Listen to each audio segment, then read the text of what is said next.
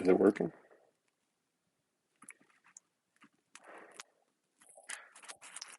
All right. What's up? I'm gonna talk about how I do my airbrush style illustrations and go through one of my project files for an album that I did for my friend about a year ago. My friend Sam been asking me how I do the work that I do, and so I figured I would just go through and show you guys everything actual like in the actual project file because not many people do that. It's a really big cut on my forehead from a show a couple weeks ago, and also I'm out here in New Mexico in my parents' backyard, so it probably looks weird. Uh, yeah, this is the first time I've done this, so hopefully it doesn't suck. Hopefully it's working. Um, all right, how do oh, yeah, baby. All right. Um, all right. The chat thing is obviously not working. All right. So let's just go through the file. Here's the album cover. Um, Pretty simple. Came from a sketch that was I feel like a couple years old at the point that I used it. Definitely got into a lot of sort of like ribbon and hand imagery from my friend Alex Fiedler. His work is really cool. I highly recommend it.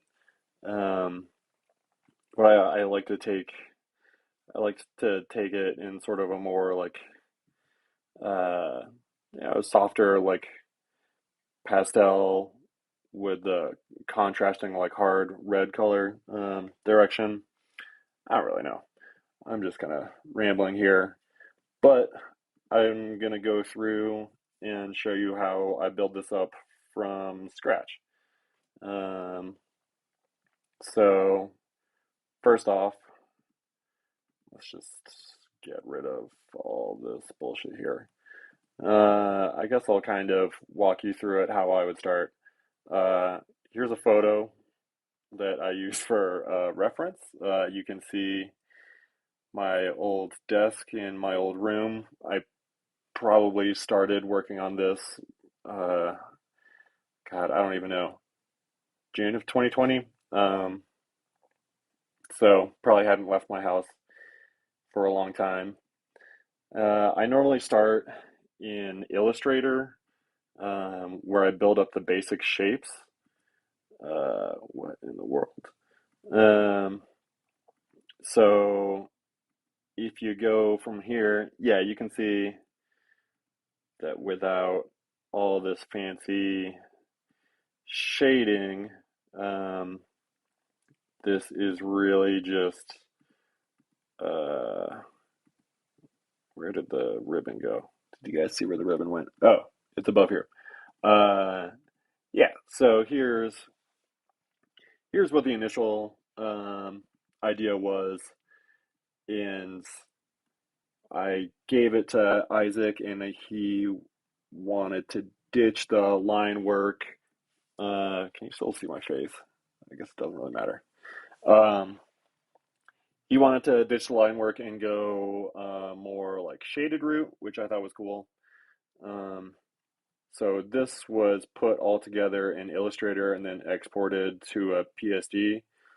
Uh, Illustrator really sucks at doing that for some reason, so it's always really finicky. Um, your mileage may vary. I don't know. Illustrator is kind of one of the more convoluted programs. So I think what I did was I just filled in this shape either by hand or I just kept on clicking the paint bucket tool on the black lines. Uh, no big secret there. I don't know. I just kind of start clicking. Uh, and I imagine where I went. This is a bit more rudimentary. Um, I don't think I put that weird goo stuff on the hand. Uh, it seems like a thing the client wouldn't appreciate, but I was probably just trying some different things. Who knows what was going on there? Um, so what I normally do here is I build up the flat blocks of color and then I add shading through clipping layers. Uh, and I only did this on one layer, but most times I normally build things up with a bunch of different layers. And I normally just build it up in black and white and then do something like a gradient map or like a hue adjustment layer and colorize it. So this is more akin to how I would work nowadays, but every project is kind of different and I kind of change up how I work just to keep myself um, entertained, interested. Uh, so if you don't know how to do a clipping layer, you just select the layer, hold down the Alt button, and you kind of go to the area between the layers here. I wish I could like zoom in or something.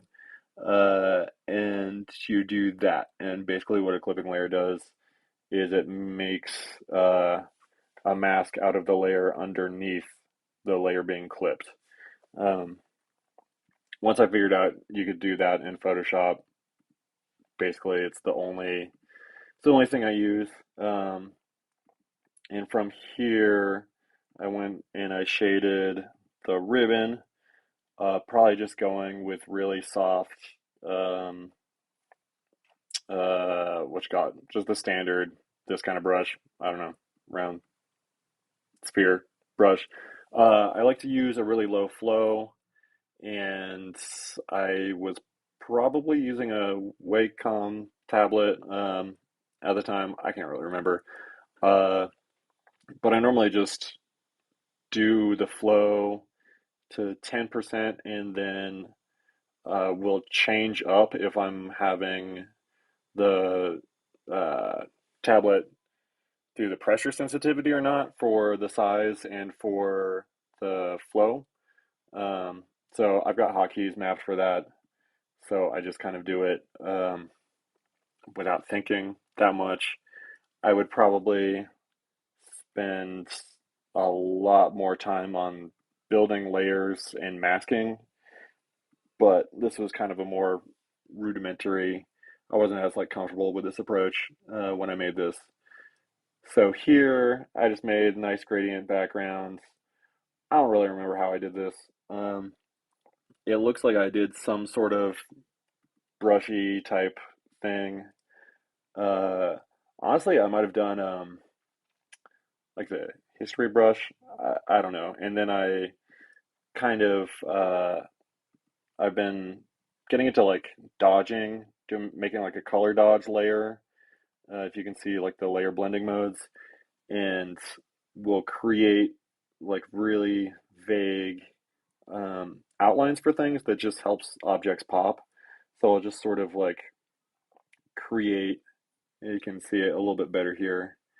Um, I'll outline the object with some sort of like soft, glowy type shape, and then I will just set that opacity way far down. And really, yeah, it just helps like bring lines together. I probably would have done that on all these shapes if I had the time or foresight, you know. Uh, Here, this is the lines from the other version of this. Um, Here is a texture group. So normally, uh, all my projects, I make several layers. I'll do several layers of textures in a group, and these are mostly all scans from just either pieces of like newsprint or if I have any books that I like with just large, um, like flat washes of color, I'll scan those in and try and make like a pattern out of the section of blank color, and then I'll overlay that. Here's like what the layer is right now. Um, I'll overlay it and then just like find a nice soft spot. Um, I kind of try to like set it to where I think it looks good to my eye and then pull it back a little bit because I find that I normally overdo things. Um, and this one is kind of odd because I set the texture group beneath the text, which I normally don't do anymore because I like to give the texture to all of the, all the composition. Um, and let's see what else is going on here. This is just something I made in Illustrator with, I think like what you call it, the budge tool, the move tool, not the move tool. You know the one. It's like the liquify tool, but for vectors. Um, and here's just some goofy text that I made. I think uh, I think this is either like Apple Chancery and Soul Seek, Soulcraft. What's the type? Oh, I don't have any of my uh, fonts um, on here. Damn. This is a new computer, so I'm busy figuring everything out and figuring out how I'm going to pay for it. Here, I just think I made like a grid in Adobe Illustrator and then just kind of start clicking around at random with the paint bucket. It's really not that complicated. Um, Here we go. And then I put another like really faint layer of texture on top of everything. So if you can see, you can really overdo it, and I think it's kind of funny when people try to make albums that are distributed on the internet look like they were printed on some ratty piece of paper that is torn up or shrink wrapped for some reason. I never understood that. Uh, I like to add texture to things, but I'm not trying to like fool people into thinking this wasn't made on a computer. I like using the computer. I don't mind things that are made on the computer. Um, so I guess that's just like the overall gist of it. I just go through and I make shapes in Illustrator, or you can do Photoshop if you like, um, and then use clipping layers. One of the techniques I use now that I didn't hear is something I picked up from Robert Beatty, where I'll take the shading groups and I'll duplicate them. Let's see, what do I got? What do I got to do here? Uh, will this work how I want? So see, all right.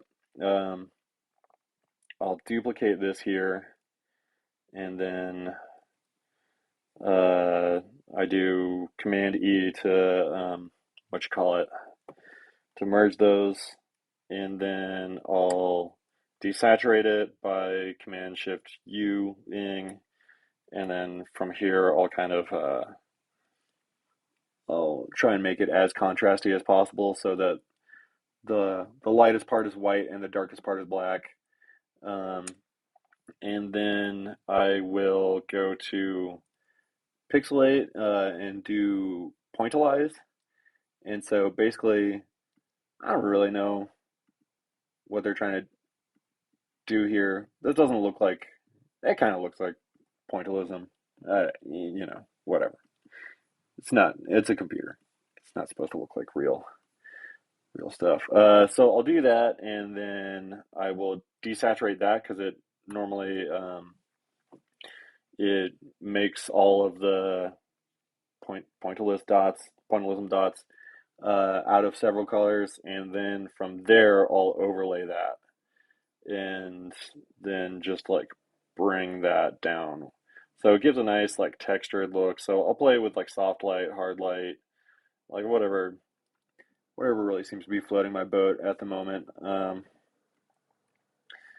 And it's just a cool way to uh, it helps like roughen up the transitions and also smooth over some of the Photoshop brush work. So I find that there's certain things that Photoshop brushes do where you can just tell that like I I wouldn't have submitted this to a client now because I feel like I can just tell that right here is a that's just a classic Photoshop brush streaked across. Um, it can be cool. I don't know. Everyone's got their own thing, but it helps. This helps me like smooth over kind of rougher work that I do, and then sometimes I will help gel it even more by blurring the layer. Let's see if you can. All right, so I'll blur the dots a little bit more, and then I'll go back to the levels. So hit Apple L or hit the dialog box if you like, you know. And I'll play with that. So you can sort of see how that it creates a different vibe. Um, it's a little bit mm, harsher, I'd say. It kind of strays from the uh, straight up like 70s prog rock, um,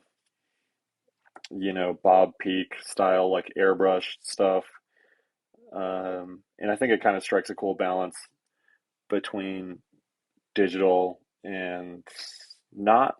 It doesn't really look like any sort of type of painting that you can do, at least without a computer. So that's pretty much that. I don't know how long I've been talking for. I hope it's still recording. All right, and if you like this, I'll probably wind up doing um, some more walkthroughs of stuff I've done. All right, okay. How do I stop it?